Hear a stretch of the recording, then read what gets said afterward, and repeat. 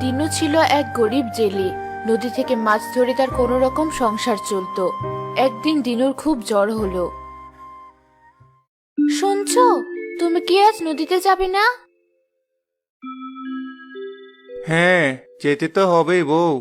তবে আজ শরীরটা বেশ খারাপ লাগছে। বিছানাটা ছাড়তে মনই চাচ্ছে না। কেন, তোমার আবার কি হলো দেখি তো।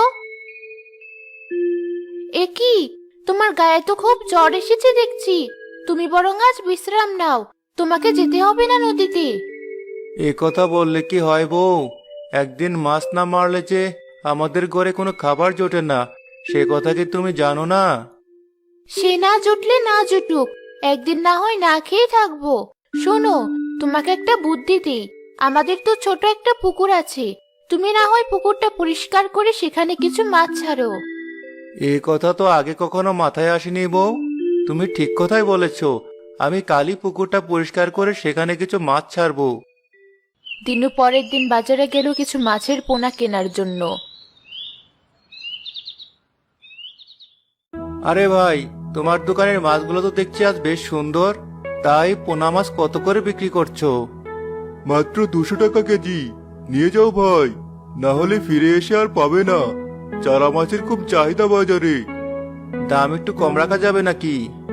না ভাই, এমনিতে সব জিনিসের দাম খুব বেশি বাজারে। শুধু আমাদের মাছ ব্যবসায়ীদের বেহাল অবস্থা। নিতে হলে নাও, না হলে অন্য কোথাও দেখো। না না ভাই, আমাকে 5 কেজি চারা মাছ দাও।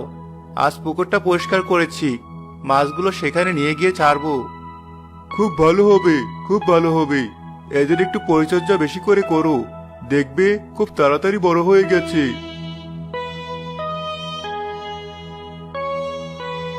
দিনু মাছগুলো নিয়ে এসে তার পুকুরে ছেড়ে দিল।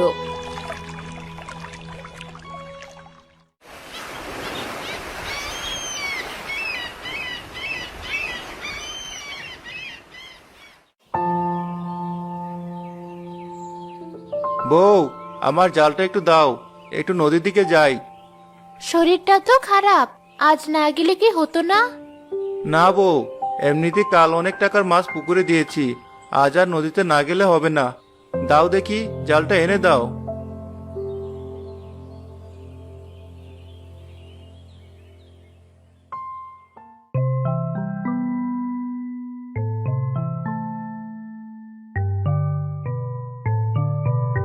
আরে, এত সুন্দর একটা মাছ এভাবে কাদায় আটকলো কিভাবে? যাই, আমি বরং মাছটি নদীতে ছেড়ে দিয়ে আসি।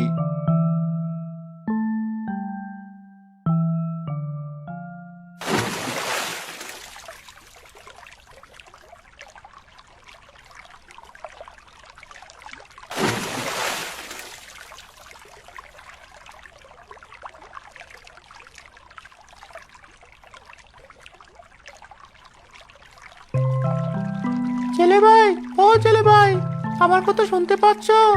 ও ছেলে ভাই। মাছ? আরে, আমি একটু আগে যে মাছটা ছেড়ে দিলাম, এটা তো সেই মাছ। ছেলে ভাই, তুমি বুঝি আমার সাথে কথা বলবে না? আরে না না, আমি ভাবছি তোমাকে তো আমি একটু আগে কাদা থেকে উঠিয়ে ছেড়ে দিলাম, তাহলে। হ্যাঁ, কিন্তু আমিও তো সেটাই ভাবছি। তুমি আমাকে পেয়ে আবার ছেড়ে দিলে কেন? তুমি তো মাছ ধরতে এসেছিলে। আমি যে বিপদে পড়া কাউকে ক্ষতি করি না মাছ।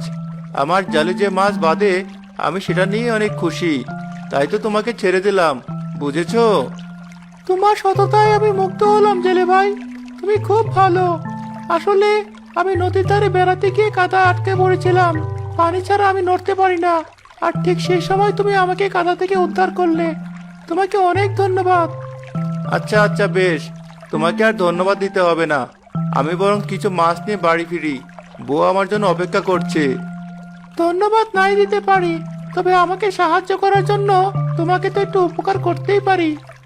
ওরা কপালে আর কি উপকার করবে মাছ? কোনো কিছুতেই যে আমি আমার অভাব কাটিয়ে উঠতে পারি না।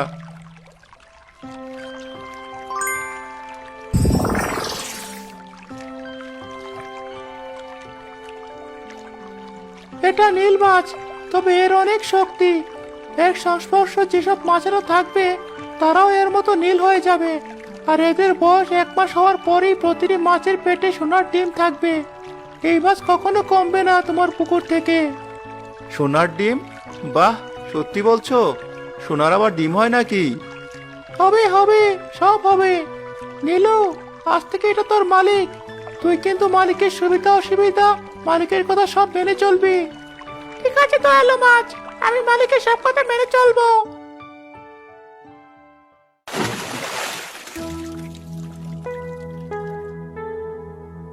মাছটি কি একা একা রাখবো নাকি পুকুরে ছেড়ে দিব? যাই, বরং পুকুরে ছেড়েই দেই।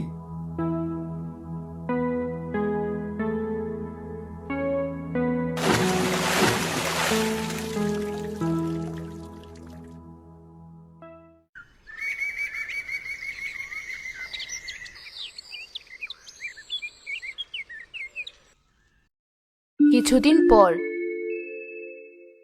তুমি তো দেখছি নদীতে মাছ ধরতে যাওয়া ছেড়ে দিয়েছো। আজ কতদিন হয় মাছ খাই না। তুমি বরং একটা কাজ করো, দেখো তো পুকুরের মাছ বড় হয়েছে নাকি। পুকুরে গিয়ে কিছু মাছ মেরে আনো। তুমি বলছো যখন, যাই, জালটা বের করে আনো।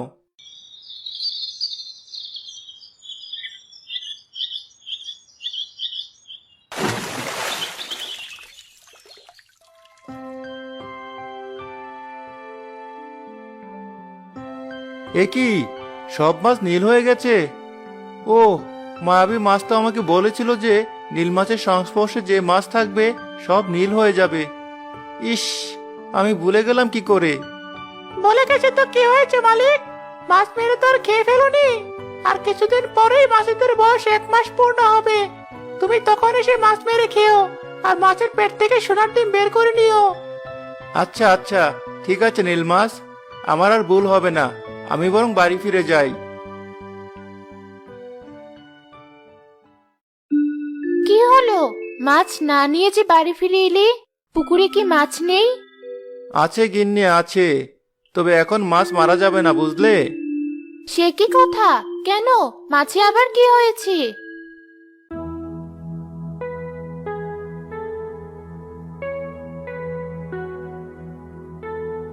সত্যি বলছো? আগে তো বলনি আমাকে। আমার মনে ছিল না বউ, আর আগে তো আমি নিজেও বিশ্বাস করিনি, সেজন্যই বলিনি।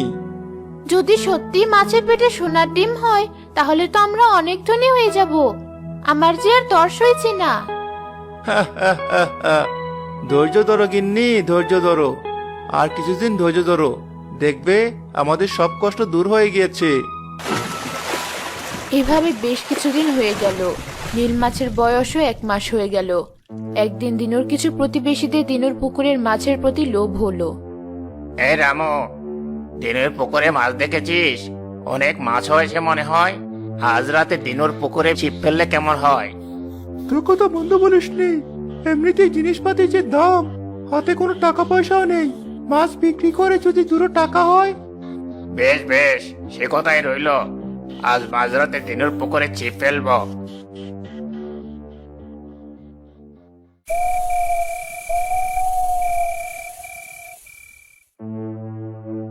সেই রাতে রাকেশ ও রামু গেল দিনুর পুকুরে মাছ চুরি করতে। একবার ছিপ ফেলার সাথে সাথে কিছু মাছ গেল নীল মাছের কাছে। খুব বড় সর্বনাশ হচ্ছে।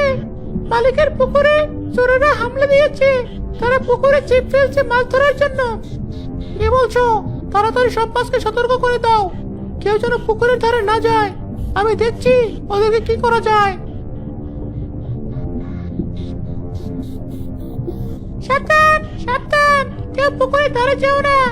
চোরেরা আমাদের ধরার জন্য ছিপ ফেলেছে। এদিকে অনেক সময় ধরে ছিপ ফেলার পরেও কোনো মাছ উঠছিল না। দেখ, এই পুকুরে কোনো মাছ নেই নাকি? এখন পর্যন্ত একটা মাছও ছিপে উঠলো না। রাকেশ, মনে হচ্ছে পুকুরের মাঝে ছিপটা ফেলতে হবে। আর একবার ছিপটা ফেলে দেখো, যদি এবার মাছ না ওঠে তবে পানিতে নেমে ছিপ ফেলবো। রাকেশ এবার ছিপ ফেলার সাথে সাথেই সে নীল মাছটি তাদের ছিপে বাঁধলো। কাজ হয়েছে, কাজ হয়েছে। এবার ছিপে একটা মাছ বেঁধেছে। দেখ রামু, মাছটা দেখতে কত সুন্দর। নীল মাছ, এটা তো সমুদ্রের মাছ। এই মাছের যে অনেক দাম। মাছটা ওই বালতির ভিতর রেখে দে, না হলে কিন্তু আবার পানিতে পড়ে যাবে। পড়বে না, পড়বে না। এমন আর কটা মাছ যদি ধরতে পারি, তাহলে আজ আমাদের কপাল খুলে যাবে। রাকেশ মাছটা ছিপ থেকে ছাড়াতে গেলেই মাছটা তার হাতে কাটা মেরে পানিতে লাফিয়ে পড়লো। ওরে বাবারে, মরে গেলাম। কি বজ্জাত মাছ রে বাবা, হাতে কাটা ফুটিয়ে দিল। আহ, কি যে যন্ত্রণা করছে। চল বন্ধু, আজ আর মাছ ধরতে হবে না, কাল না হয় আবার আসবো।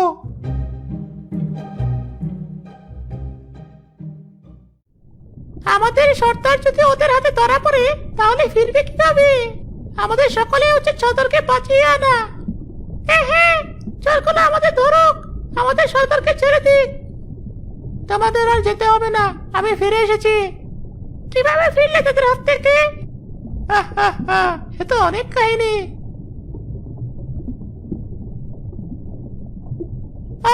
এই কথা, এতে কি ওদের শিক্ষা হবে?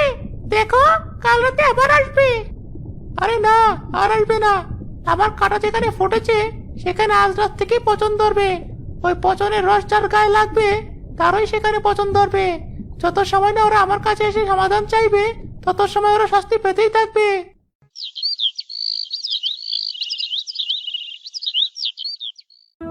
এক মাস তো হয়ে গেল, পুকুর থেকে মাছ মেরে দেখো সত্যি ওদের পেটে সোনার ডিম আছে নাকি। হ্যাঁ বউ, আজ যাবো ভাবছি, আমি এখনই যাচ্ছি।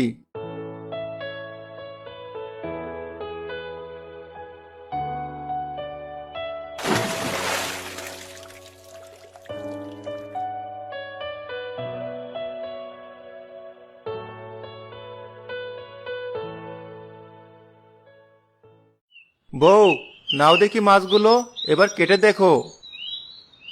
দিয়া প্রতিটা মাছ কেটে দেখে তাদের ভিতরে সোনার ডিম আছে।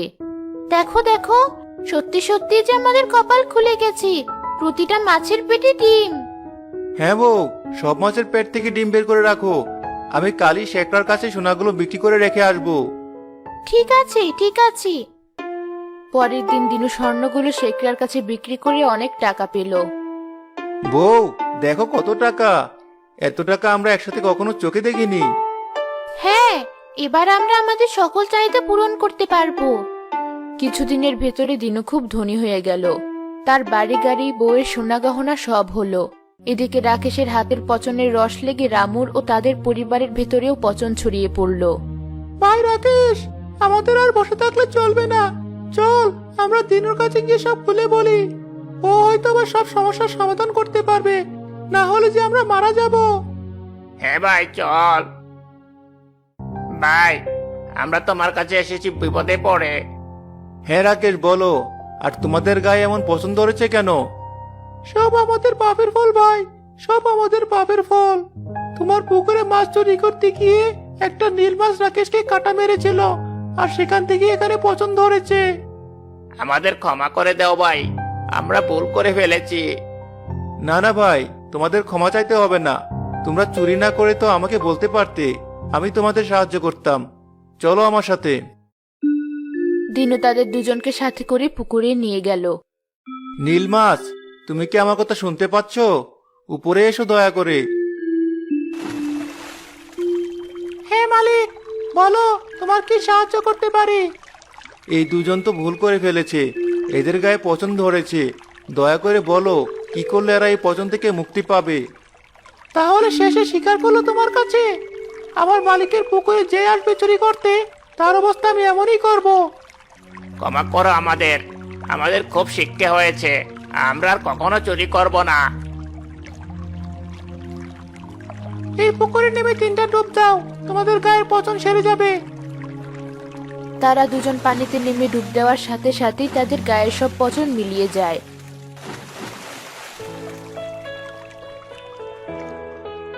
এরপর থেকে দিনুর পুকুরে নীল মাছের ভয় আর কখনো কেউ চুরি করতে আসেনি।